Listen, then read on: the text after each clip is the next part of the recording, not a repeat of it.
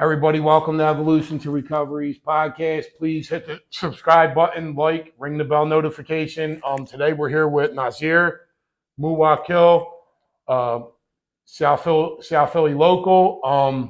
We were recording before this, and we had to restart it. My nose started bleeding and stuff like that. I don't know what the hell was going on, but I have to throw that out there though because ain't shit about this perfect. Um, we're just trying to make it aware that people do. They are messed up, but people can change and change things around for the better and stuff like that. So, I'm a little under the weather. I'm still here for my subscribers that did dedicate themselves to subscribing to this channel. And I only plan to make it better and better. But as I go, I'm learning how to do things with yous. And I got people that are dedicated to come on because they support what we're doing, and I appreciate it. Thank you so much for coming Yeah, on. thank you, dude. I really appreciate you having me. Like what you're doing here, I really think it's really important, man. And I admire it because, us as addicts, we have like society has like a little bit of stigma about us, and people need to see that, we are people too. And then, so a lot of these stories don't end well. But then, you have stories like yourself, E. John, whoever, people that we know where, it actually does have a happy ending. There's light at the end of this other tunnel for this thing that we struggle with. Yeah, I mean, really, tell you the truth, dude. I can't stand when people say like junkie this, that, like that. That's like Fucking hate stupid. that shit. Like Yeah. it's one thing if somebody says I was like if I was talking about myself and I said it about myself or Hmm. something like that. For somebody else to say it, dude, that's terrible. Yeah. And, Yeah. and usually it's them people that like maybe somebody in their family or somebody gets messed up, and like I think I said it in one of the other episodes is that they're like, oh, can you help them now? Like, it's like, oh, I thought you thought like this about people like that were on drugs and alcohol and stuff like that. And really, it's just not cool. It's not cool to stigmatize people and Yeah. bury them like that. Yeah. Like, I can see how it could piss you off. It pisses me off because, a lot of people don't know this struggle, man. Not like I didn't plan on becoming an addict, I wasn't sheltered or anything as a kid. I grew up right down the street from Point Breeze. So I knew what a heroin addict looked like. I knew what a crack addict looked like, and I knew I didn't want that, but I got caught up, as a lot of us did, everybody's stories are different. Everybody started from like a different way for a different reason or whatever like that. But it happens, man, and it wasn't planned, but we can get through this thing. Like they say, though, like the one common thing that brings us all together is the support, and we all suffer from the same thing. It don't matter about the exact story. We don't have to relate Exactly. to each other from the exact story. It's more about relating to we got the same disease, Hmm. and the disease is in between our head, and it don't start until we get sober, and then it leads us back to doing it again. And that's what people I think out there in the world, like like there's a lot of doctors and stuff that don't understand the fact that like we're in danger once we get sober. Hmm. Also, when we're messed up, but we're more like once we get sober, then that's when our head like goes and it keeps thinking, and Yeah. to not go back is like everything feels like it's 100 pounds heavier. You know what I mean on your Yeah. shoulders, like Then you compound that with like mental health issues and everything like that. And so for the whole time through somebody's active addiction, you were numb. You had that crutch. You didn't have to feel anything, you didn't have to feel these emotions. And then once that's all gone, boom, you're getting hit with all of these emotions that you ran from for so fucking long. And it's overwhelming. You feel your brain racing, and then you look back at the wreckage of your past, missed all the opportunities, shit you messed all up, the and shit you did and everybody everything that's like made at that. you. And then like you look, it's like, damn, I'm such and such, like I'm 25, 20, 30, whatever, I'm supposed to be here at this point and I'm in a recovery house or I'm like wherever, and it can be discouraging and it's scary. Like I got to the recovery house, I was 32 years old. I was scared shitless, I fucked up college, I fucked up the electricians union, my family, the list goes on of so many opportunities and blessings that were put in front of me that were gone now. And I thought it was too late for me. But, through the grace of God, I like came to the like realization that it wasn't. It's not too late. It's not too late for any of us. Do you ever like you went to rehab? Yeah. Yeah, like ever being like you're in rehab and like an older guy, like he's like 60, he'll be like, "Yo, kid, Mm-hmm. listen to me. I was a smart ass wise punk, so I wouldn't listen to nothing. I have a hard time listening to people now, but you know what I mean. Like I don't like it. Like we were Yeah. talking, like you don't like authority, like growing up and this and that. Like sometimes I don't like like going the way. Like, you know what I mean? I always like to veer off, but they'd be like, yo, kid, you better get this now. I'm telling you, you know, because this guy's in treatment with me. And like, I remember back being 14 in Keystone and the guy's telling me that. And I'm like, yeah, all right, whatever. All that. Yeah. Thing is, he woke up at 60 and was like, whoa, Mm. you can't get that time back. No. You got like, more days behind you than you do Yeah, that you got ahead of you. yeah, definitely, man, definitely. You know, I see a lot of people, you know, at the meetings and everything like that, or rehabs and whatnot. You know, young kids, you know, and it seems like they're getting younger and younger, like 18, 19, and everything like that. And it's just like, wow. And I think about how I was at that age. You know, my addiction was really progressive.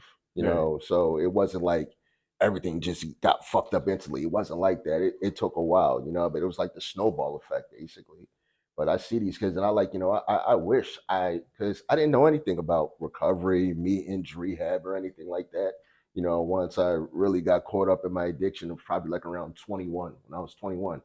I didn't know these things were out here and whatnot. And once I got exposed to it, I didn't have, you know, the maturity or whatever the hell it took to like stick it out and use that opportunity to I get my think shit that together. I think with the kids though, like how they're coming in younger, I think what it is it, to be truly honest, they do like they're doing like friggin' Percocets and stuff like that, but it's harder to get Percocets nowadays. And now they got Mm-hmm. press pills. Mm, They're laced with fentanyl. mm. Kids are dying all over the country.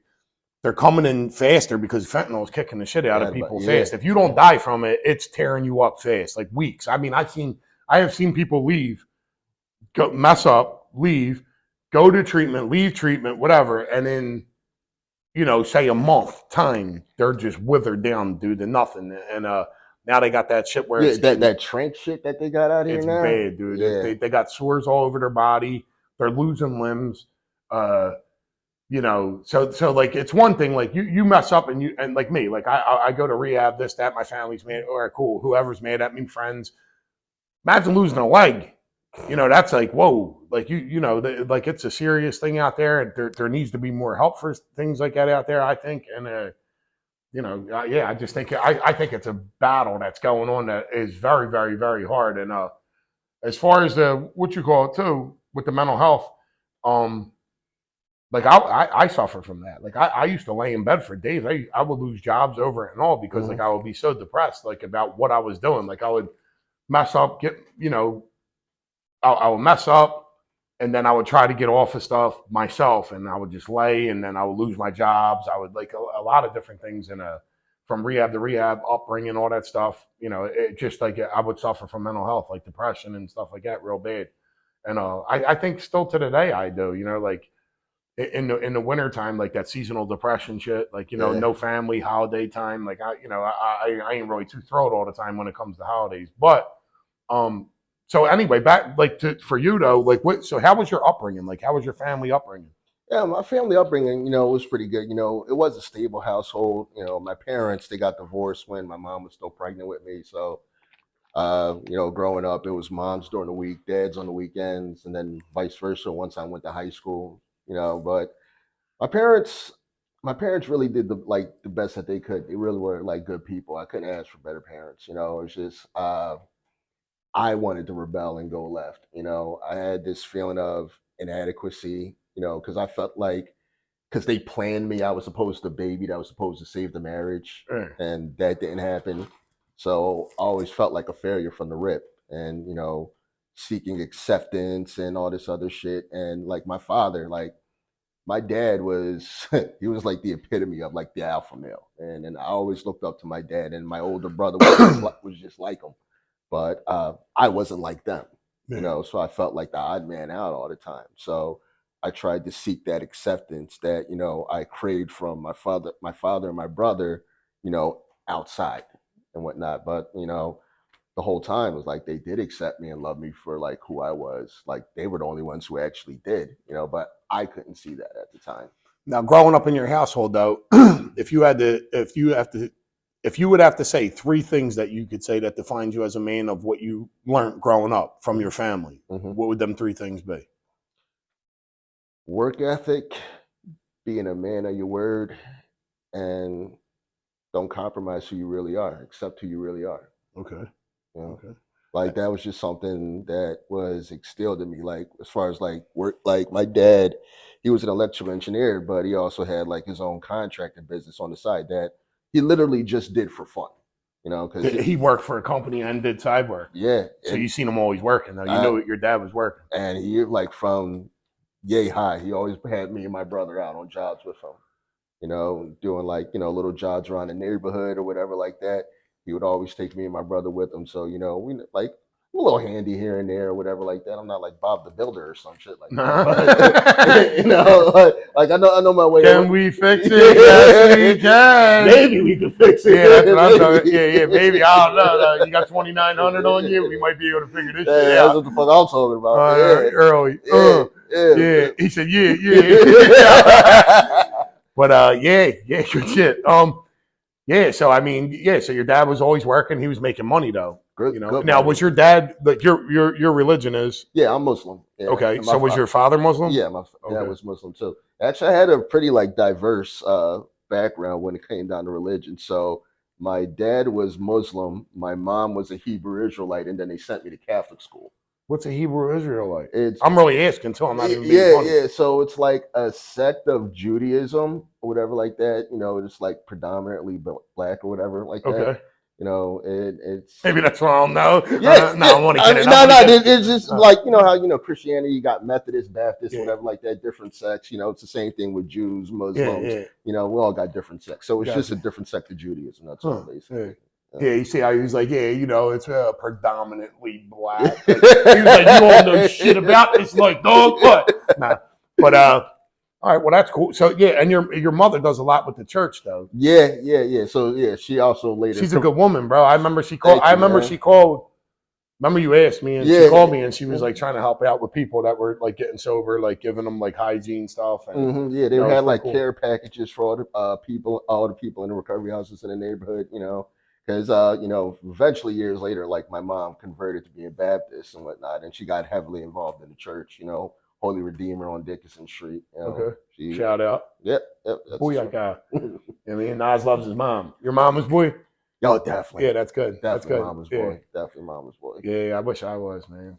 Man, that sucks. But but yeah. Now another thing I was just thinking as you were talking though is during COVID, like did like I was thinking about this because right now I believe that like you know a lot of people still bring it up. Like if you call for you're sick or something, people are like, we go COVID. Like it's like Mm, all right, dude. Well, if I do, I want to beat it because you know obviously people didn't need to go through all the things that they went through. right. Uh, how do you feel like the community and as far as recovery goes and meetings and stuff like that, how do you feel like it went during COVID? Like, did you see like an increase or like obviously you seen an increase? We all Mhm. did because people were isolated. We couldn't go to meetings. You seen Right. a lot of a lot of people that relapsed though. That's my Yeah, question. yeah. I know like a lot of people that relapsed during COVID, you know, and it was crazy because, you know, COVID hit. I had just got to the recovery house, and that was like my first time in a recovery house, you know, and going to meetings and everything like that. And then boom, What where recovery house were you in? I was in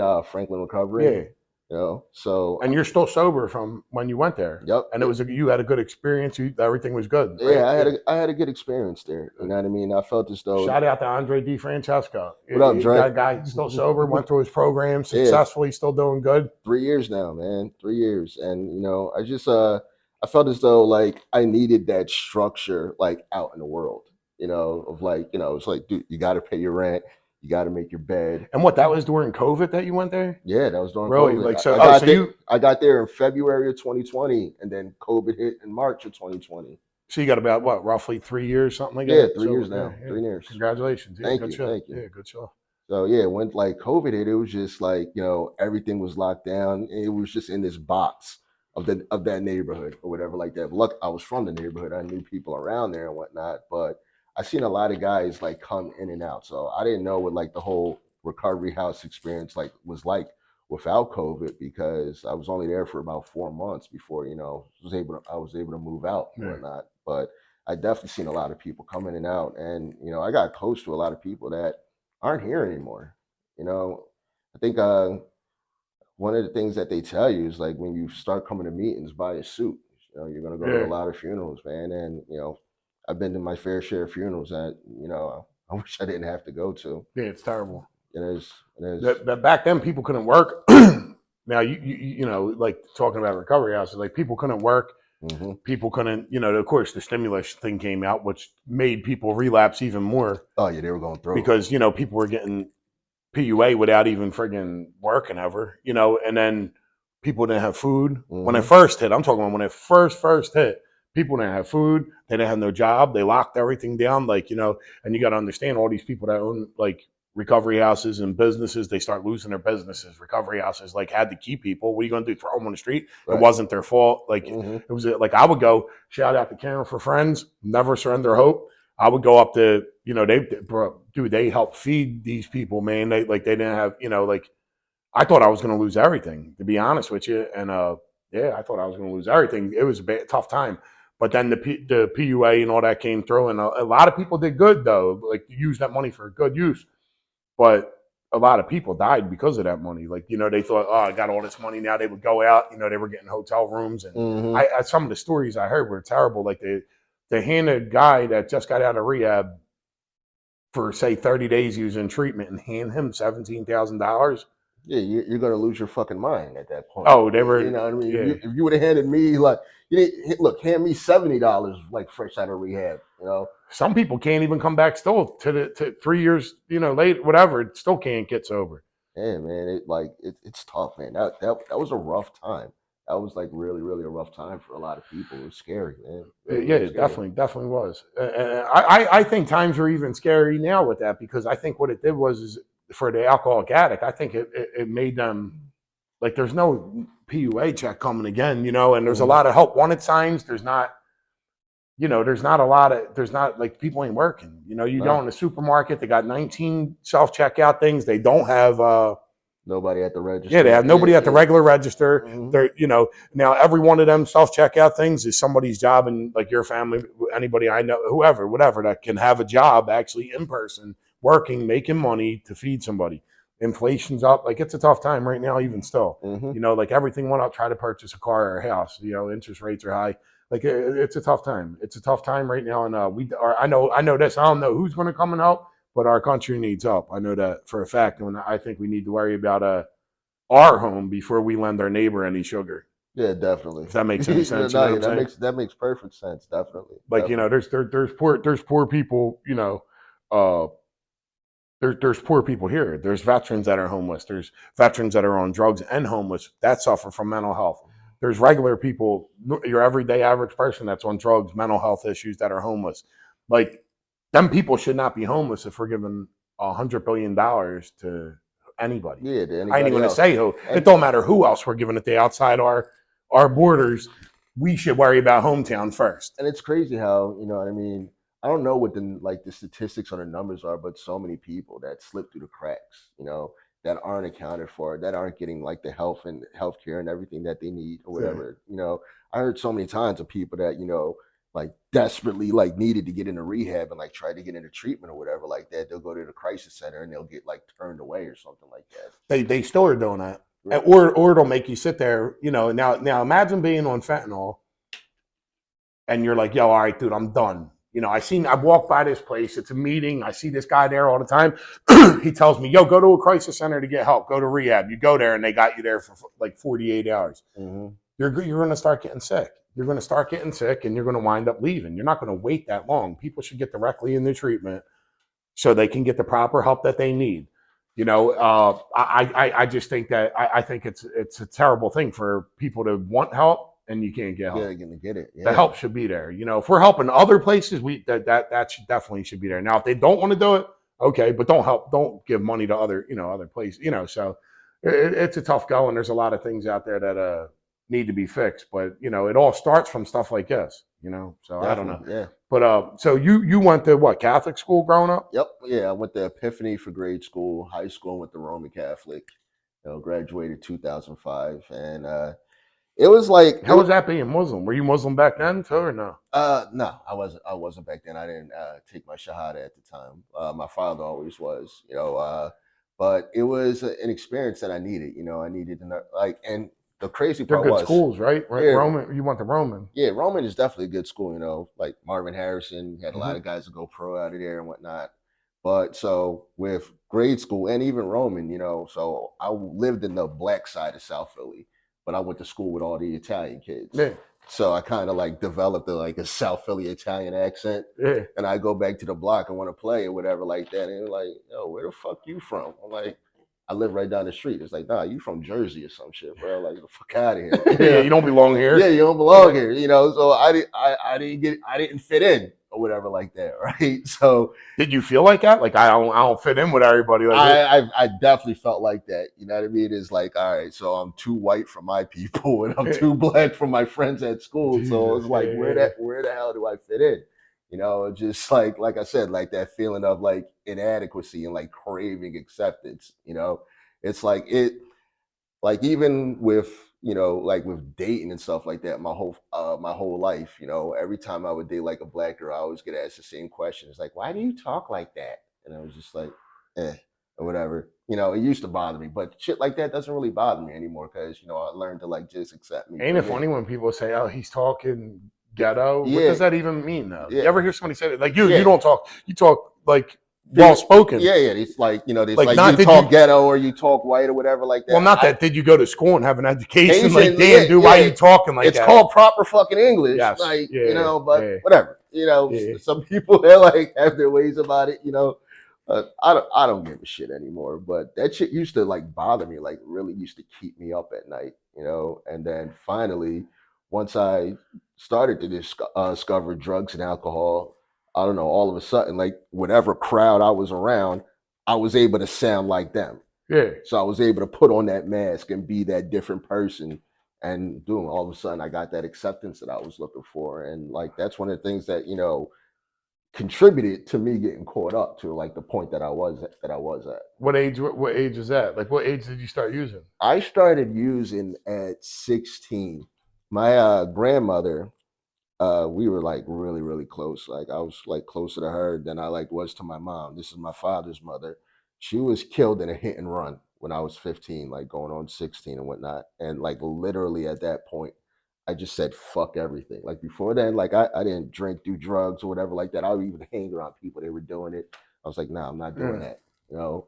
After that, I Now said, you're still in Roman at the time. yeah, still in Roman You at the time. graduated Roman. Yeah, 2005 Okay. graduated. But at that point, I like literally did a 180, like a complete 180. I went from like, hanging out with the skateboard kids, this like, Fallout Boy and shit like that, like to hanging out in the street. Like it went from like Fallout Boy to G Unit. Yeah. That was like I did the whole like fucking segue. And I'm running around like, and it's crazy. I had a job after school, and my dad gave me an allowance and whatnot. But I'm still running around the streets with a gun selling weed. What Like were your grades like at the time? I was a C student. I didn't apply The whole myself time? the whole time. I could have been an A student, but it's just that I didn't study. I would just pay attention in class and then just go take a test, and then boom, I'd get a C, and I was satisfied with that. If I would have applied myself, I definitely would have gotten a lot further in school. Yeah. You got hobbies? Not really, not anymore. My hobbies used to be like music. I used to play guitar and everything like Yeah, that. yeah. Really? But I'm consumed with work. Like the closest thing I had to a hobby now is art. I've had this one art project that I've been literally doing for like the last 5 or 6 years. It's taking quarters and drawing different designs on them, Hmm. and I'm putting it together to make a portrait of my face. So it's That sounds a little intense. it is. It Yeah. is. It is. Like I said, it took me 6 years and I'm still nowhere near finished. Yeah, yeah, yeah. But this is like, this I call Well, this. let's put it this way. It's going to be worth something. Yeah, yeah. Well, it's made out of quarters. It's my Mona Lisa. It's my Mona Lisa. Yeah, it's made out of fucking quarters. So that motherfucker's worth something. You count the quarters up and at least sell for that. I got at least $20 in quarters on that fucking thing right now, at least. So. Yeah, good shit.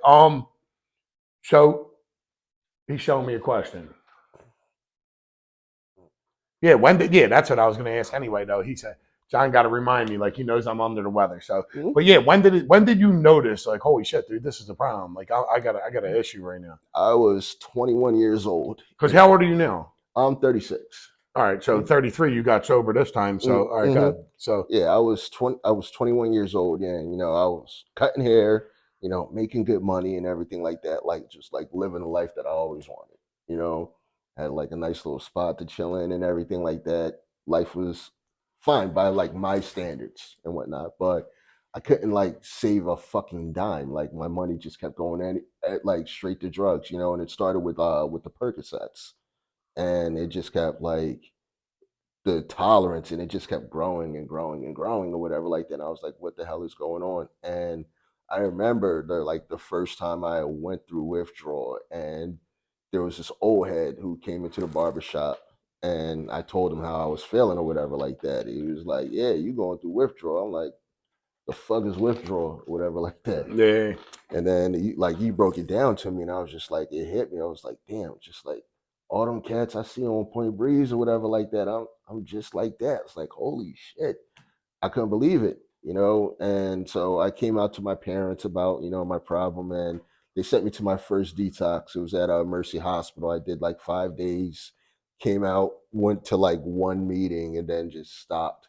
And then I just was like, you know what, fuck it. It's like, I just looked at the problem as financial. So the only sort of solution to this is make more money. So I just ran around, started hustling, like doing whatever I could do to like put more extra money on, like in my pocket on top of my work at the barbershop. And it actually kind of worked out for a little bit. I even got it so far as I got into the electrician's union, Local 98, as an apprentice. And I was just so happy and so fucking proud because my dad worked with a lot of 98 guys or whatever. And through my addiction, I blew my apprenticeship, ended up going to jail and a whole bunch of other shit or whatever like that. And everything was like downhill from that point.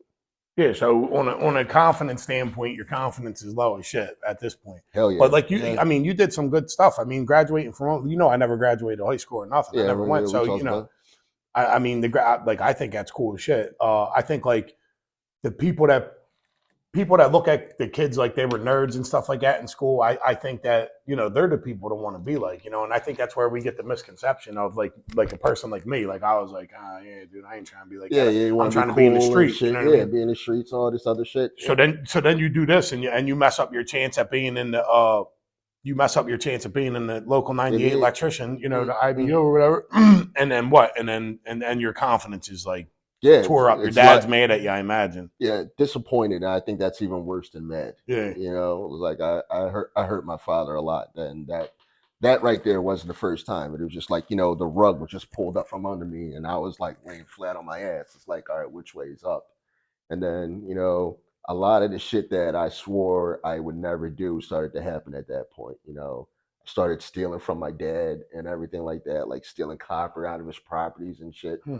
And the crazy thing is, so I had my pickup truck at the time, and I'm driving through Kensington on the way to like to the recycling spot, and at this point, it's still just Percocets, and I see these people like on the side of the streets or whatever like that, and I have the audacity to be judging them. Yeah. It's like look at these fucking junkies and all this other shit or whatever like that. I'm the same fucking thing. It's like the roadmap of where you're headed, and you don't even know. Didn't even peep it, man. Yeah. Didn't even peep it. I've been to Mercy. They put you in that room. They let you smoke in there. There's a Yeah, big yeah, ass the fan. runway, yeah, with the big ass fan and shit Yeah, they like got that. community cigarettes. Yeah, yeah, Yeah, the community cigarettes. Yeah, yeah, you know it. You know yeah. it, I've been there. definitely. Yeah, I've Yeah, been there. yeah. Definitely. Yep. Yeah, that's that. I dealt with the same shit. Like I thought I was like I thought I didn't have no problem and stuff like that. And what happened was like it was this spiral and everybody. I didn't see that, John. Everybody that I seen like that though. I didn't realize. You know what I mean? That I was going to wind up like that. You know what I mean? And that was like that. That was the tough go because once for me, like when I landed in that spot, I was like, I gotta stop somehow, dude. But the withdrawal, like that's a tough go. Yeah, definitely. So, so you're using hard drugs, you're doing all that, and then what made you want to? What made you want to? Like what 3 years ago? Like so you're going. How many rehabs have you been in? 10. 10 rehabs. Yeah, So like 10. me. Yeah, 10 rehabs. My first like 4 rehab was 2016, and that was Kirkbride. Really? Yeah. Yeah, I've been there too. Yeah. N0, it was the psychiatric. I told him I would kill myself and stuff to get in there. Yeah, I forgot the name of the unit I was on. I was so shot out at that fucking I place. did a jail bit at Kirkbride. Really? Yeah, I went there, right? And so what happened was I called to try to go away. You know how you call BHSI or whatever? Yeah. And they were like, well, what are you going to change different? And this is like, I've been to tons of rehabs, right? And I'm like, well, I'm going to get a sponsor, do the steps, like all the same shit anybody probably said. And they're like, yeah, go to Broad Island and go in this methadone clinic, right? I'm like, all right. So I go up to the fucking methadone clinic. I'm going there every day. Right, I'm going up there. I got drugs on me. I'm trying to sell drugs like a knucklehead up there. Yeah. I get robbed. I just throw them the drugs in my area, whatever. I got more. Long story short, dude, I wind up getting all messed up anyway on other substances, you know, like cocaine, shit like that, Xanax, and I go away. I go to and they put me in friggin' Kirkbride, dude. I stayed there for 4 months or some shit like that. They get a long-term side. Yeah, that's how I honestly got sober. Like that, like if you would like for me, like to know that my life was going the way it was going, you could have never knew back then. But I go there, I'm there for 4 months. I get out, they won't take me off of methadone. So I get out, they give me this paper. They say, make sure you take this paper to the methadone clinic thing. So I'm going, boom. I'm going up there. Halfway up there, dude, I realize I ain't got the fucking paper, and it's 4th of July weekend. I'm like, oh, shit. I called her, like, we're going to be closed. You got to wait till Monday. I tried the cold turkey. I wind up messing up, and then eventually I was on the run. I wind up turning myself in. They put me in jail for 2 months. 2 years. I was in jail for almost 2 years, with little shy. And then fucking, bro, I got out. I was all right, but I thought I didn't need recovery. I thought I didn't have to change the person that I was. I thought it was a drug and drinking problem. I didn't think it was, you know what I mean? A me problem. A thinking problem. It wasn't a drinking drug problem. It was a thinking problem, and I didn't realize that. So I fucking wind up getting 5.5 years and destroying everything, bro. But I did a jail bit in Kirkbride. I loved their grits with fucking butter. That's the only thing I remember out of that joint. I was so sauced up on the fucking shit they were giving me. That's all I remember was I would go to the jail hall and I would tell the guy, yo, scoop it with a lot of butter, like a weirdo. I loved their grits, and I would dump like all the sugar on it. I was actually there on Thanksgiving, and they did like a whole fucking Thanksgiving meal, and that shit was banging too. Like, do you eat how you eat your grits? Fucking just butter, salt. You know? Butter and salt, pepper. Nah. You ever seen people put eggs in it? No, I put cheese on my grits. Okay. Yeah, there's like, a little spot on Point Breeze, it gets fish and cheese grits and shit like that. Well, I'm used to eating, like, when I was a kid, like eating oatmeal. You know what I mean? Yeah. But what I'm saying is so I'm thinking, like, I didn't know that, like, people put, like, eggs and salt and pepper on grits. Oh, yeah. I've seen it before. Yeah. I don't fucking know. Well, I went to, Rachel's mom's, and I was at Rachel's mom's, and she had shrimp and grits and all that. Dude, it was real good. I didn't know that. Yeah, I didn't know. Had shrimp and grits before that? Listen, dude. Oh, come dude, on, man. Yeah. What did you say about the other thing about that Judaism? Yeah. Yeah. Fuck you, nah. You're trying to play me. Talking about you didn't know about? Nah, I didn't know about it. That's that southern shit, though. That's really what it is. That's that down south shit. It is. It's like jambalaya. That shit's good too. Oh, I fucking love jambalaya. I don't know how we went from everything to talking about food. Food, yeah. But yeah, dude. So this kid keeps interrupting me while I'm talking. No, I'm just kidding. So all right, yeah. So I'll get to he showed me the same question again. He's like, all right, Rob, come on. So at this point now, so 3 years ago, what makes you say, yo, that's it, dude, I gotta try to stop doing something? It was like this, to be honest, it was either this or fucking prison, Were you on probation? Yeah, I was on probation, man. I had so many fucking probation violations or whatever like that. Like, my PO just broke it down to me. It's like, listen, you got to get yourself into treatment, or it's like you're going to go back in front of your judge, and I'm going to recommend you go upstate. And I was like, fuck that. I ain't trying to go upstate. So you been to the county, though? Oh, yeah. I did 9 months at CFCF. Did you? Yeah. You got to shower with your boxers on and all that? Oh, fuck yeah. Shower with your boxers on. So people that don't know, the proper way to get a shower in prison is with your boxers on, dude. You don't want to, and don't wear them backwards. But I'm just saying, unless if you're into that, whatever you're into. But each his own. But yeah, dude. I wore a snowsuit in the shower. I didn't give a fuck. You know what I mean? I was like, nah, dude. If I could, I would have wore a straight jacket. Nah, dude, I had a fucking I pair. don't even know what the fuck I'm talking I about. had a That. fucking pair of Chucks that I wore in the fucking shower. Did That's you? Oh, like just for like what? Yeah, yeah. just in When you case. have oh, in case you had to fight in Yeah, jail. yeah, Yeah, yeah. yeah, that's good. That shit was gladiator school, man. Yeah. Like that shit was crazy. But nah. So So then you get sober, and then you're like, all right, like what? You're like, all right, that's it. Now I'm done. nah, actually no. So what happened? Once I go through the whole process, rehab, then the recovery house and everything like that. I actually did relapse one time and whatnot, but by that time I had a foundation, from the rooms, like from recovery or whatever like that. Going to meetings and whatnot. That I was just like I knew the direction that I was going. Like my life at that point, like the day before I relapsed, like yeah, I was going through something. But if I looked at everything that was going on in my life, it's like all right, boom. When I was in a recovery house, I couldn't walk into my dad's house. I couldn't walk into my mom's house without a fucking chaperone, without her being there. Same thing with my brothers and everything like that. My PO was like, hawking over me. All of this shit was going on that just made my life so fucking uncomfortable because me and my family we're close knit. I want to be around my folks and whatnot, but I did so much shit to them they didn't want me to fuck around. But the day before I relapsed, it's like, dude, everything was good. It's like, dude, I was living with my dad. Mom, everybody was good or whatever like that. I didn't want to fucking lose that again. I came to a meeting the next day. I cried my eyes out. It's like I told on myself I relapsed, man. It's like, I don't want to be where I was. I don't want to be like in that position again. Did not want to fucking go back to Kensington. I did not. So at that point, that's when I actually started to do some work, and I started to like, I've heard it before, When you say work, what do you mean? Like you start to do like what? like What doing did you some do like to? it's like some deep like internal work. You know what I mean? All I did to that point was just show up to meetings. You know what I mean? I had no sponsor. I didn't work the steps. I had no spiritual foundation. I didn't pray. I didn't like nothing. I wasn't paying attention to anything about my mental health. I wasn't going to therapist. Nothing. All I was doing was cutting hair, going to meetings, and then you know what I mean, just chilling or whatever like that. I wasn't putting in no work to like better myself and like fix myself and learn about myself. I still didn't know who the fuck I was at that point. 33 years old, I didn't know who the fuck I was because I spent my whole life trying to be somebody else or trying to be whoever the fuck I was around thought I was supposed to be, you know? So it was at that point where I was just crying. It's like, all right, I got to make a change. And, I heard my mom and other people say this all the time. You know what I mean? The drugs and alcohol wasn't the problem. They were just a symptom of the problem, you know? And just because I stopped fucking getting high, I stopped fucking snorting dope or eating perks or whatever, doesn't mean I just automatically get better and all my problems go away. All those problems that I was running from are right there on my ass still, you know?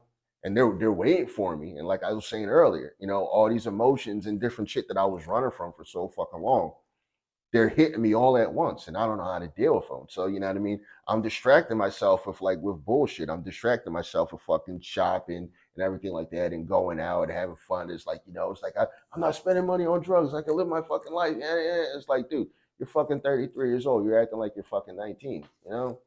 I had to grow. I had to grow up, and I had to do like a lot of work and a lot of soul searching, man. But like once I did, the quality of my life just like completely changed. It You was work two jobs now. yeah. I work two jobs. I cut hair on the weekends, and then I do metal, stone, and wood restoration during the week. It's a union job, but like it's just the whole thing with with work and everything like that. It is to like provide a life. I'm trying to I'm trying to build something up, but Would you look, say for an alcoholic addict, like it's good to stay busy? definitely, mm, definitely, boredom is your worst fucking enemy. I get bored, I get goofy, man. Yeah. I start thinking about dumb shit. I start doing dumb shit. I got to keep myself occupied somehow, some way. So now at this point though, like so you do that, you get a sponsor, you start working on yourself, so it's helping you. You're Hmm. starting to get quality of life. You feel like inside you're getting confidence back, Yeah, hell like yeah, yeah, self respect. a hundred Not other percent. people respect. You're showing respect. You're getting respect Mhm. back. Then like so now you're in the meeting. Now do you sponsor people or do you? At first, no, I didn't. I didn't sponsor people. Like right after I finished my steps, I felt as though that I wasn't all the way there mentally. There was like a lot of ways that I felt as though I needed to mature, and so I went through my steps, and now I needed to feel like I felt like I needed to focus on like my mental health issues. So I did a lot of work with my therapist and whatnot. And then, I got to a point where, finally I felt as though I felt I was ready and at the place to sponsor somebody where I was able to like offer him like the benefit of my mistakes and actually like, give some knowledge and some guidance, whatever like that, take him through the steps and just like, break it down to him, the right way of doing things. Cause I never did anything the right way in my life.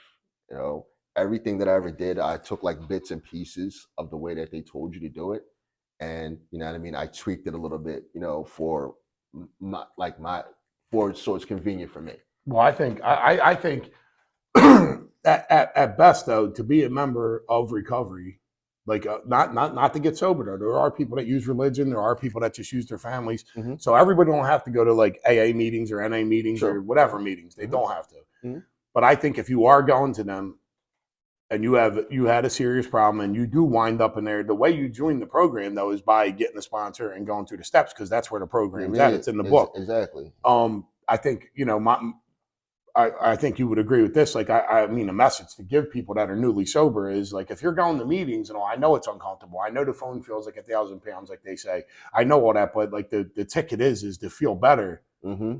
Is like you earned the seat. The seat is yours. Definitely, You paid a lot of definitely. money for that shit over. You Mm. people lost houses, gave up everything, but to get better with that, because after you stop using drugs and drinking, the responsibility hits you. You realize where you're at after that point, the answer is to try to work on yourself. And for a person like me and many people that I know is to start getting into work about like figuring out why they think the way they think, and that's something outside of themselves. Now, a lot of people go, "Oh, well, that's a religious No, it ain't.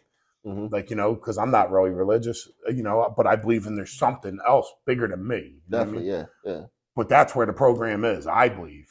I believe that people need to start because a lot of people are young, like you were saying, Hmm. they're coming in and they're relapsing very, very fast. You know what I mean? They're coming in and they do the steps, they go through them, but this is a lifelong journey. We incorporate the steps into our everyday living. Hmm. So they'll do them and be like, all right, I'm done them now. And then they'll run around and they forget about themselves.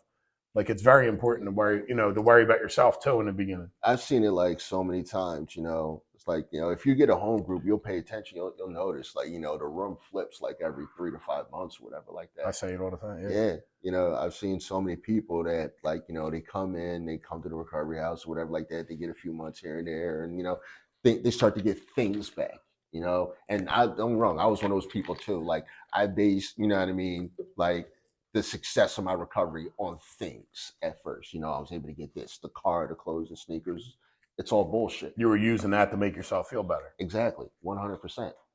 And it's all bullshit. It's all bullshit. So your thing is you're trying to say you got to fill your soul with good, 100%, not bro. with materialistic shit. It I don't work couldn't that say way. like, yo, you took the fucking words out of my mouth, like for real. You know what I mean? That substance, something like deep and internal, and it is spiritual, rather like you're into like religion or not or whatever like that. It really is spiritual, that substance, because you can get these things, but like at the end of the day, it don't mean shit. You know what I mean? It's like, who are you here? Who are you here? Yeah. You know what I mean? Like, where are you at in your life? And it's a scary thing to navigate. It really is. It's a scary thing to look into the mirror and like really like look deep inside yourself, and you see these things that are wrong with you or that you don't like, or things that you're getting negative reactions from, and actually do what it takes to fix them. You know Well, what I that's why mean? you got to have guidance of people that've been doing it longer and been through Absolutely. things and listen to Absolutely. their experiences. And then also on top of it is you're going back to show somebody else that it could work. You know what I mean? Hmm. If there's something that you would like to say to all, people that are, one thing I want to say this episode is that for anybody, because it is the holiday season, for anybody that has lost a loved one or a family member to drinking and using drugs or mental health, we're sorry for your loss, and there is help out there. So, if anything, reach out. You could always reach out, DM me if somebody needs help. I'm pretty sure, if anybody knows Nas or like that, he'll help anybody. Like anywhere you go, any AA meet, any NA meeting, there's people out there that help. But if there was anything that you wanted to say to the people that are out there newly getting sober, Hmm. or somebody's mother, father, and whoever, what would it be that you would like to say to the people before we end? uh Only thing like I want to say is, the thing that worked for me is, there's light at the end of the tunnel. You know, no matter how dark it gets, there's light at the end of the tunnel. Just, you know, stick to the path, man. You know, it's difficult, it's hard, but it's fucking possible. You know, we can beat this thing. You know, we can come out on the other side of it. There's a lot of people that have great lives because of it, and that's the purpose of this whole thing. Like, you know, the guy, he goes to Epiphany Catholic School, he goes to Roman. He's about to get an electrician union, messes it up, still cuts hair, still messed up.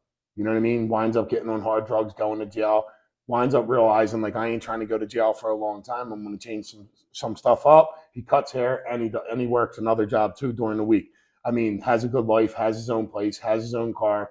Like, these are things like people can change around, but it takes time, and that's what people need to know. Like, don't give up on yourself. Just keep pushing forward and keep trying to do the right thing. You know what I mean? Because you are a good dude, you know, and you are, you know, you have a good life now because Thank you you. are Thank you. trying to stay sober. Mhm. Not even trying, are, because trying is a failure word, Mhm. but you are staying sober, and little by little things start to get better, you know. And that would be my message is, you know, problems will still come and everything, but they're only going to get worse if I use drugs or drink. You know what I mean? So, Mhm. you know, what I have, I like to hold on to. When I look over my shoulder, I like to not owe nobody shit. You know what I mean? And when Right. it comes to AA, dude, I owe that I go there and I show the newcomer that it works. So, Mhm. you know, that's for my sake. You know, I appreciate you being on, bro. Thank you for Seriously, having me, thank bro. you I so much. appreciate you having me. Yes, Thank you. thank you. Thank you.